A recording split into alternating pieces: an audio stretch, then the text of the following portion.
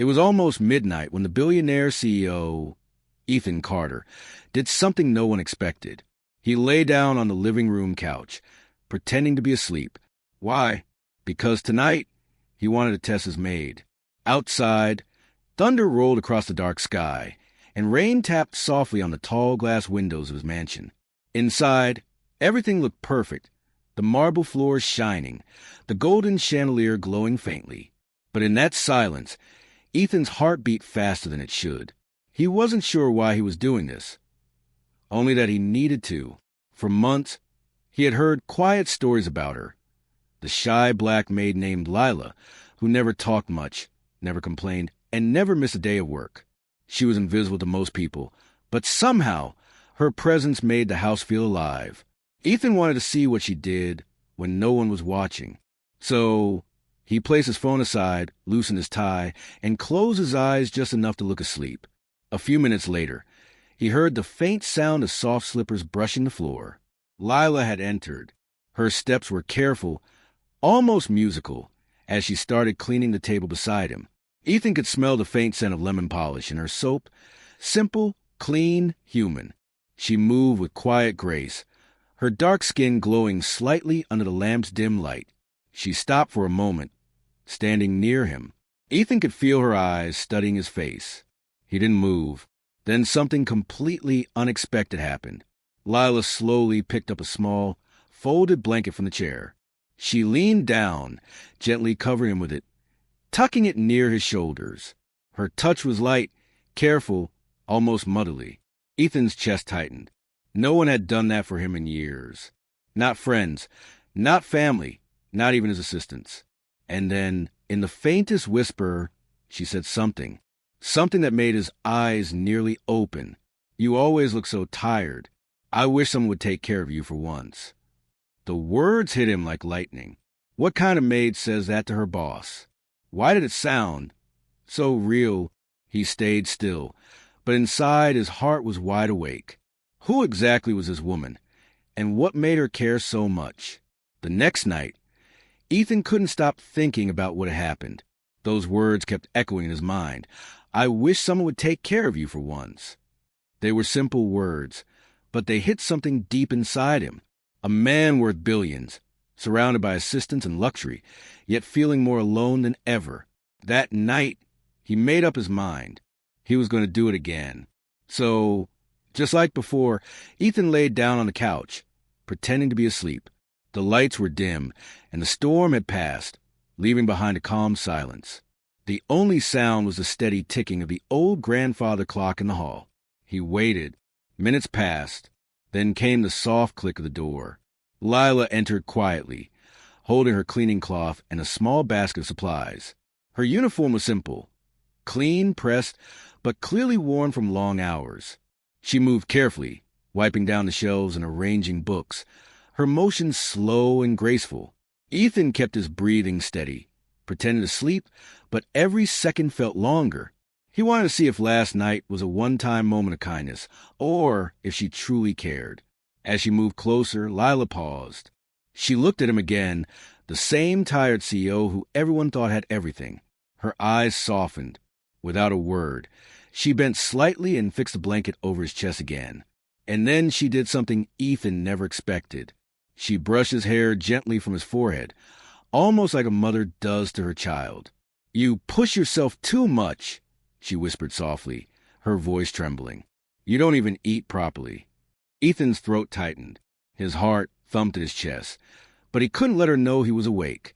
Nobody, not even his closest friends, ever spoke to him like that. Everyone treated him like a machine, not a man. But here she was, a quiet maid, worrying about him as if she truly saw him. When she turned to leave, Ethan almost called her name. Almost. But something stopped him. The fear of breaking that fragile, honest moment. As the door closed softly behind her, Ethan opened his eyes for the first time. He stared at the ceiling, his mind racing. Why was this woman, who barely had enough herself, showing him more kindness than anyone else ever had? What was her story, and what was she hiding behind those quiet eyes? The third night came with heavy rain. Thunder cracked in the sky, and lightning flashed through the mansion's tall windows, throwing silver streaks across the floor. Ethan sat in his room for hours, staring at the storm, his mind filled with thoughts of Lila. He couldn't understand her. Why would someone so quiet care so deeply about someone like him? He found himself waiting for her again, like a secret he couldn't stay away from. So, when the clock struck 11, he walked to the living room, lay down on the same couch, and once again pretended to sleep. But this time his heart wasn't calm. It was beating fast, almost nervous. Moments later, the door creaked open. Lila entered, holding a small towel and a tray with a cup of tea. Her uniform was slightly damp. She had clearly walked through the rain just to finish her duties. She didn't complain. She never did. Her dark skin glistened faintly under the warm light, and her hair clung to her forehead. Still, she smiled softly to herself as she began to tidy the room. Ethan watched her through his half-closed eyes. Every move she made was careful, respectful, as if this house wasn't hers to clean, but to protect. After a while, she placed a cup of tea on the table beside him. She hesitated, then sat down on the floor next to the couch. For a long minute, she said nothing, just stared into the darkness. Then, quietly, her voice broke the silence. "I know you can't hear me," she whispered, "but sometimes I wonder if rich people feel lonely too." Ethan froze. Her voice was trembling now, soft in the rain outside. "You look like someone who has everything, but your eyes," she paused, "your eyes look empty. Maybe we're not that different." A single tear rolled down her cheek, and Ethan saw it. Something deep inside him twisted. He wanted to sit up, to tell her he was listening, but he didn't. He couldn't, because for the first time in his life, someone was speaking to him, not to his money, not to his power, but to his soul. As she stood to leave, she whispered one last thing. "I wish the world was kinder to people like you and people like me." When the door closed, Ethan sat up slowly. Outside, the storm raged on, but inside him, something else had started to stir. A question he couldn't ignore anymore. Who was Lila really? And what pain was she hiding behind that quiet strength? The next morning, sunlight spilled softly through the tall windows, a rare calm after a night of thunder. Ethan had barely slept. Every word Lila had whispered still echoed in his mind like music he couldn't turn off. Maybe we're not that different. He sat at the dining table, staring at his untouched breakfast. For years, people had talked to him only about business, profits, stocks, mergers. But now, all he could think about was a maid who spoke to him with more honesty than anyone in his life. He made a decision. It was time to stop pretending. A few minutes later, Lila entered quietly, as she always did. Her hands were folded, her eyes lowered. She looked surprised to see him awake so early. "Good morning, sir," she said softly, her voice careful. Ethan smiled slightly. "Good morning, Lila." She froze. He had never said her name before.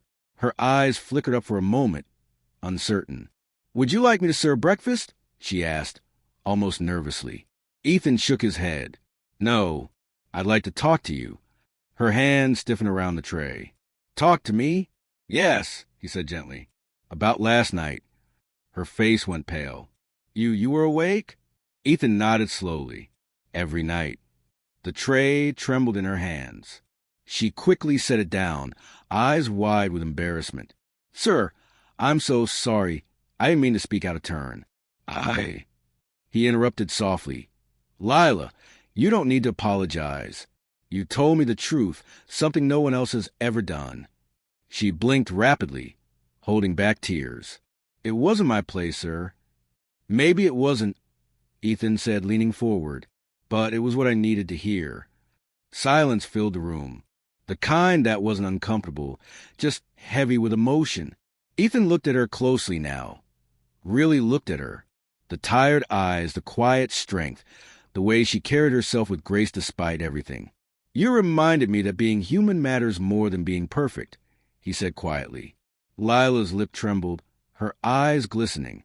"No one ever talks to me like that, sir." "Then maybe it's time someone did," he replied. For a moment, neither spoke. The air between them was different now, Fragile, real, human. But deep down, Ethan felt something stirring he couldn't explain, a mix of guilt, gratitude, and something more dangerous. Because what he didn't realize was this. The moment he saw her as more than a maid, his life was about to change forever to a week past, and the mansion felt different, warmer somehow. Ethan found himself noticing small things. The way Lila hummed softly while she worked, the way she always left a cup of tea on his desk without a word, the way she smiled politely but never met anyone's eyes for too long. He had spent his life surrounded by people who pretended to care, investors, assistants, journalists, yet not one of them had ever looked at him the way Lila did when she thought no one was watching, with quiet kindness, with truth. That morning, Ethan called all his staff to the grand hall. Everyone stood in a line, confused, whispering among themselves. Lila stood at the back, holding a folder, her eyes lowered as always. She thought she was in trouble. Ethan stepped forward. "I have something important to say," he began. His voice was steady but filled with emotion. "For years, I thought success meant having everything: money, power, fame. But lately, someone reminded me what being human really means." He looked directly at Lila. The room fell silent. Her heart began to race. "Lila," he said softly, "from today, you will no longer work here as a maid." Gasps echoed through the hall. Lila's face drained of color. She stared at the floor, whispering, "I understand, sir. I'll pack my things." Ethan shook his head gently. "No, Lila, you don't understand." He took a step closer. "You're not being dismissed. You're being promoted. From today, you'll work as my personal assistant. I need someone who tells me the truth, someone who reminds me to stay kind." Lila froze. Her eyes filled with tears she couldn't hold back. "Sir, I don't deserve that." Ethan smiled faintly. "You deserve much more. You gave me something I didn't even know I'd lost, my heart." For the first time, Lila's shyness broke into a full, trembling smile. Tears rolled down her cheeks as she whispered, "Thank you, sir. You don't know what this means to me." He reached out, not as her boss, but as another human being. "Actually, Lila," he said softly, "I think I do." For the first time in years, Ethan Carter felt something real. Not power, not pride, but peace. The kind that comes only when two broken souls finally see each other for who they truly are. And as the staff clapped quietly, Lila wiped her tears, smiling through them. The shy maid had changed the billionaire, not with wealth, but with kindness. And that night, when Ethan finally slept for real, he didn't have to pretend anymore.